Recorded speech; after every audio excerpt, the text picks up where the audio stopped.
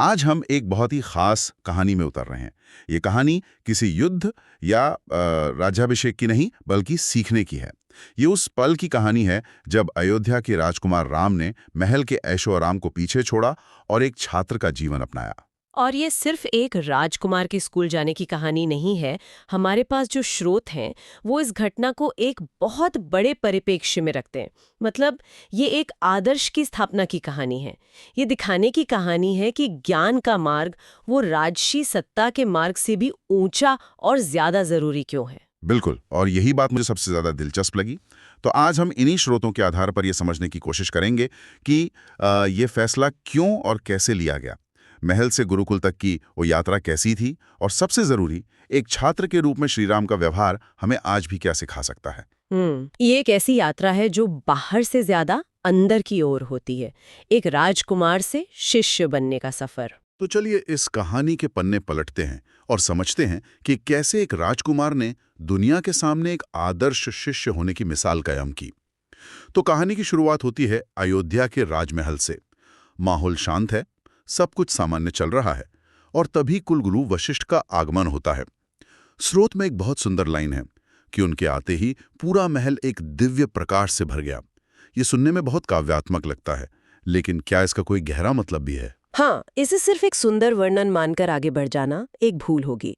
ये दिव्य प्रकाश असल में एक प्रतीक है। अच्छा। हाँ, ये इस बात का संकेत है कि महल की दीवारों के अंदर अब सिर्फ एक गुरु नहीं, बल्कि धर्म और कर्तव्य का विचार प्रवेश कर रहा है। जहाँ राजसी मोह है, पुत्र प्रेम है, वहाँ अब ज्ञान और अनुशासन का प्रकाश फैल रहा है। मतलब एक तरह का अलार्म कि अब बदलाव का समय आ गया है। बिल्कुल। और ऋषि वशिष्ठ आते ही कोई भूमिका नहीं बांधते, वो सीधे मुद्दे पर आते हैं। वो राजा दशरथ से कहते हैं, राजन, श्री राम और उनके भ्राताओं का समय आ गया है। अब इन्हें विद्या, नीति, धर्म और शस्त्र सबका ज्ञान दिया जाए। और ये जो क्रम है ना, विद्या, नीति, धर्म और फिर शस्त्र, हाँ, क्या इसका कोई खास महत्व है? अरे इसका क्रम ही सब कुछ है। ये सिर्फ विषयों की एक लिस्ट नहीं है, ये एक आदर्श शासक के निर्माण का पूरा खाका है, एक ब्लूप्रिंट है। ब्लूप्रिंट कैसे? सोचिए, सबसे पहले विद्या यानी फाउंडेशनल नॉलेज, दुनिया को समझने की क्षमता। उसके बाद नीति यानी एथिक्स, उस ज्ञान का सही इस्तेमाल कैसे करना है।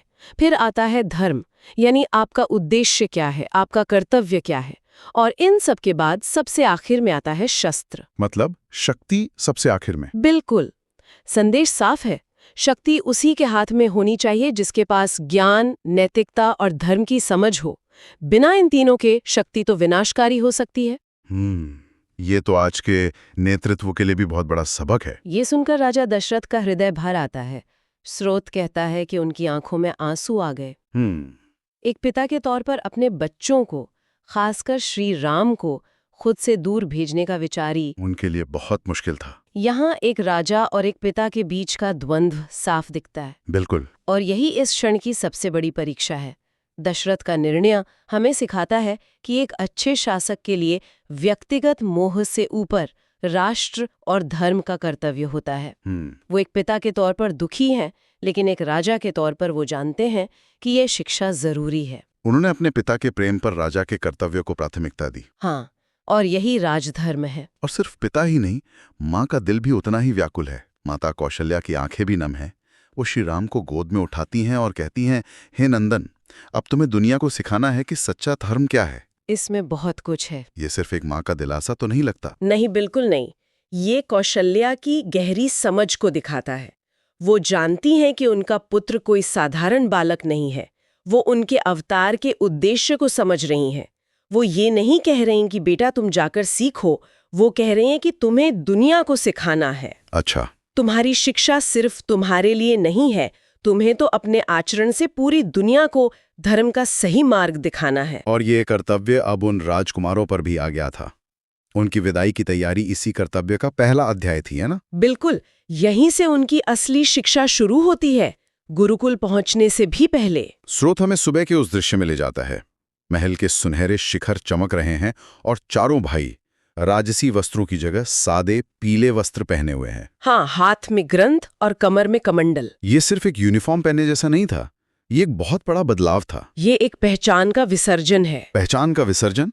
हाँ, पीला रंग तप, ज्ञान और वैराग्य का प्रतीक है। राजसी पोशाक, मुकुट, आभूषण, ये सब आपकी पहचान बताते हैं कि आप कौन हैं। उन सबको त्यागने का मतलब है कि आप अपनी पुरानी पहचान को पीछे छोड़ रहे हैं। अब आप राजकुमार नहीं, सिर्फ एक शिष्य हैं। मतलब गुरुकुल में सब बराबर हैं। बिल्कुल, ये विनम्रता का पहला और सबसे शक्तिशाली पाठ है। और ये सब सिर्फ महल के अंदर नहीं हो रहा था, पूरी अयोध्या इस पल की गवाह बन रही थी। लोग छतों पर खड़े होकर फूल बरसा रहे थे।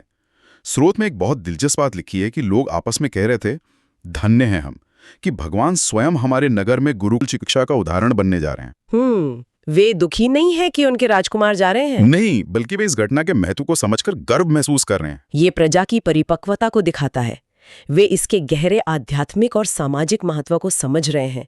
जब ईश्वर मानव रूप में आकर शिक्षा ग्रहण करते हैं तो ये समाज में गुरु और ज्ञान के स्थान को सर्वोच्च बना देता है। मतलब कोई भी व्यक्ति ज्ञान और गुरु से बड़ा नहीं हो सकता। सही बात है। इसी विदाई में एक और बहुत भावुक क्षण आता है लक्ष्मण और उनकी मां सुमित्रा के बीच। स्रोत बताता है कि छोटे लक्ष्मण तो राम के कदमों से ही चिपक गए। हाँ, वो उनसे एक पल के लिए भी अलग नहीं होना चाहते थे। हाँ। तब सुमित्रा ने उन्हें गले लगाकर समझाया, बेटा तुम राम के साथ ही हो, जहां राम वही तुम। ये संवाद लक्ष्मण के पूरे चरित्र की नींव है। सुमित्रा उन्हें सिर्फ चुप नहीं करा रही, वो उन्हें उनका धर्म याद दिला रही हैं। उनका धर्म? हाँ, वो कह रही हैं कि तुम्हारा जीवन राम की सेवा और उनके अनुसरण के लिए है। तुम्हारी अपनी कोई अलग पहचान नहीं है, तुम्हारी पहचान राम के साथ ही पूरी होती है। ये सिर्फ भाई का प्रेम नहीं है, ये सेवा और संपूर्ण समर्पण का भाव है। बिल्कुल, जो हमें आगे पूरी रामायण में दिखाई देता है। तो इस यादगार विदाई के बाद चारों भाई ऋषि वशिष्ठ के आश्रम पहुंचते हैं। स्रोत में आश्रम के माहौल का बहुत सुंदर वर्णन है। हरियाली, पक्षियों की आवाज और ज्ञान की एक गहरी शांति। आज के डिस्ट्रैक्शन फ्री माहौल का प्राचीन संस्करण कह सकते हैं। आश्रम पहुंचकर श्रीराम का पहला काम होता है गुरुओं के चरण स्पर्श करना। उनकी इस विनम्रता को देखकर ऋषि वशिष्ठ मुस्कुराते हैं। लेकिन स्रोत हमें बताता है कि वशिष्ठ जी के मन में उस समय कुछ और ही चल रहा था। वो मन में सोच रहे हैं, ये वही है जो ब्रह्म का स्वरूप है और आज मेरे सामने बालक बनकर खड़ा है। ये एक बहुत बड़ा विरोधाभास है। और यही इस कहानी का सबसे गूढ़ पहलू है। लेकिन एक पल के लिए सोचिए, अगर वशिष्ठ जी ये जानते थे कि वे स्वयं ब्रह्म को पढ़ा रहे हैं, तो क्या ये शिक्षा बस एक औपचारिकता नहीं थी? इसका असल उद्देश्य क्या था? मतलब ये सब एक नाटक जैसा नहीं लगता? यह एक बहुत अच्छा सवाल है। इसे नाटक कहना नहीं, शायद वो सही शब्द न हो। इसे लीला कहना बेहतर है। इसका उद्देश्य श्री राम को कुछ सिखाना नहीं था, क्योंकि वो तो सर्वज्ञ है। तो फिर उद्देश्य क्या था? इसका उद्देश्य था मानवता के सामने एक उदाहरण प्रस्तुत करना। अगर भगवान भी मानव रूप में आकर एक शिष्य के धर्म का पालन करते हैं, गुरु के सामने सिर झुकाते हैं, तो साधारण मनुष्य के लिए अहंकार करने की कोई जगह ही नहीं बचती। मतलब ये शिक्षा राम के लिए नहीं, हम सब के लिए थी। बिल्कुल, श्री राम का ये आचरण ज्ञान प्राप्त करने वाले हर व्यक्ति के लिए एक शाश्वत संदेश है। विनम्रता ज्ञान का पहला और अनिवार्य द्वार है। इसके बाद उनकी शिक्षा शुरू होती है। उन्हें वेदों का ज्ञान, शस्त्र विज्ञान, राजनीति और धनुर्विद्या, और साथ ही ध्यान, योग और आत्मज्ञान भी सिखाया जाता है। ये एक बहुत ही समग्र पाठ्यक्रम लगता है। हाँ, ये दिखाता है कि प्राचीन भारतीय शिक्षा प्रणाली का लक्ष्य सिर्फ एक इंफॉर्मेशन बैंक बनाना नहीं था। इसमें बौद्धिक, शारीरिक और आध्यात्मिक तीनों का संपूर्ण विकास शामिल था। लेकिन कहानी में एक आश्चर्यजनक मोड़ता आता है जब पता चलता है कि प्रभु जो भी सीखते थे उसे पल भर में ही आत्मसात कर लेते थे। हाँ, उनकी सीखने की गति इतनी तेज थी कि स्वयं ऋषि वशिष्ठ भी हैरान थे।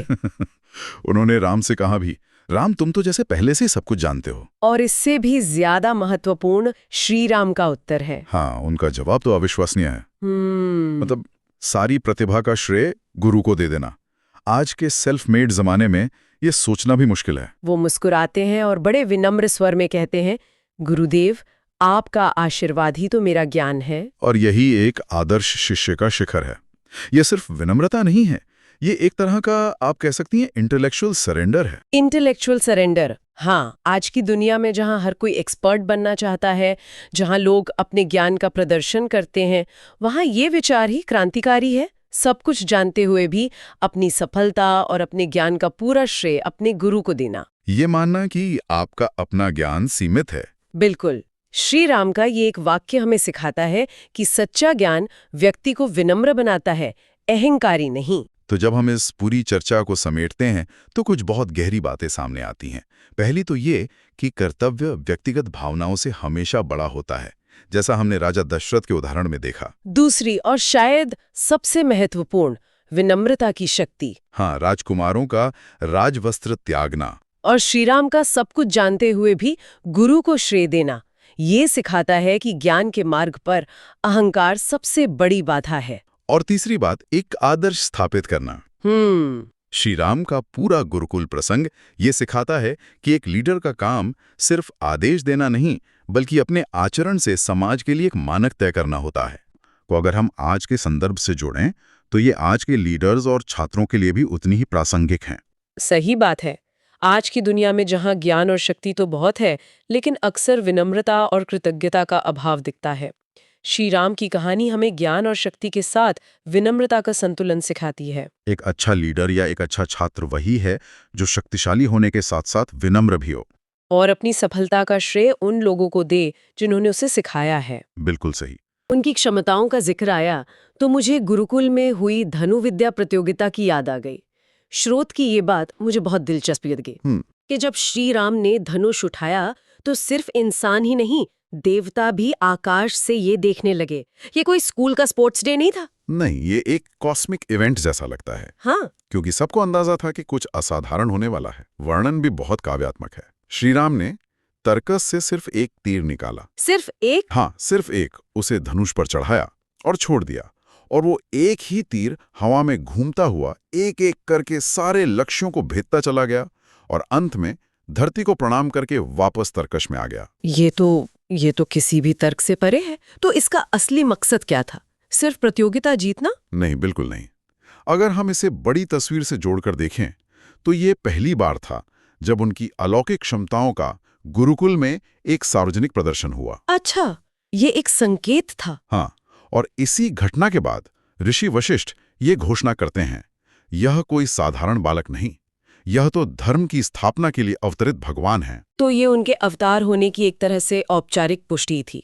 बिल्कुल, जो उनके गुरु द्वारा की गई। तो ये उनके डिवाइन पर्पस का एक तरह से ऑफिशियल रिवील था। बिल्कुल सही। इस एक घटना ने गुरुकुल के सभी छात्रों और गुरुओं के मन में उनकी पहचान को पूरी तरह स्थापित कर दिया। ज्ञान और शक्ति के इस प्रदर्शन के अलावा स्रोत्र श्री राम के चरित्र के दूसरे पहलुओं पर भी बहुत जोर देते हैं, जैसे उनका प्रेम, उनकी विनम्रता और करुणा। ऐसा नहीं है कि वो सिर्फ एक स्टार स्टूडेंट थे। हाँ, और ये पहलू बहुत महत्वपूर्ण है क्योंकि ये दिखाता है कि उनकी शिक्षा सिर्फ कौशल आधारित, मतलब स्किल बेस्ड नहीं थी, बल्कि मूल्य आधारित थी। बिल्कुल वैल्यू बेस्ड थी। स्रोत में बताया गया है कि वो शरारत करने वाले बालकों को भी डांटते नहीं थे, बल्कि प्रेम से समझाते थे। अच्छा। किसी भी दुखी या उदास व्यक्ति को देखकर उसे सांत्वना देते थे। वो सिर्फ शस्त्र चलाना नहीं सीख रहे थे, वो दिलों को जीतना भी सीख रहे थे। हाँ, बिल्कुल। और चारों भाइयों के बीच का जो प्रेम यहाँ मजबूत हुआ, उसकी तो पूरी रामायण गवाह है। वही तो इस पूरी शिक्षा की नींव है। अगर आप देखें तो रामायण की कहानी आगे सिर्फ राम के पराक्रम पर नहीं टिकी है, बल्कि चारों भाइयों के अटूट प्रेम और विश्वास पर टिकी है। भरत का त्याग, लक्ष्मण का समर्पण, शत्रुघ्न का कर्तव्य, इन सब की जड़ें इसी गुरुकुल के समय में हैं। स्रोत में एक बहुत खूबसूरत पंक्ति है, ये वही संबंध है जो बाद में वनवास, युद्ध और हर कठिन परीक्षा में भी साथ रहेगा। मतलब ये गुरुकुल काल उनके भविष्य की तैयारी का एक ट्रेनिंग ग्राउंड था। बिल्कुल। तो अगर हम इस पूरी चर्चा को समेटें तो इन सब का मतलब क्या निकलता है?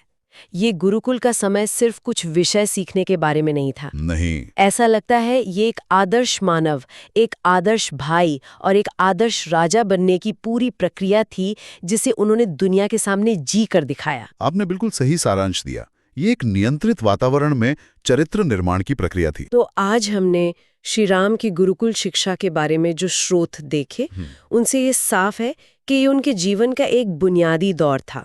बिल्कुल। यहाँ उन्होंने न केवल ज्ञान और शस्त्र विद्या सीखी, बल्कि विनम्रता, करुणा और कर्तव्य के उच्चतम मानकों को भी जिया। ये उस सवाल का जवाब है जिससे हमने शुरुआत की थी कि उन्हें शिक्षा की जरूरत क्यों थी। हाँ, बिल्कुल।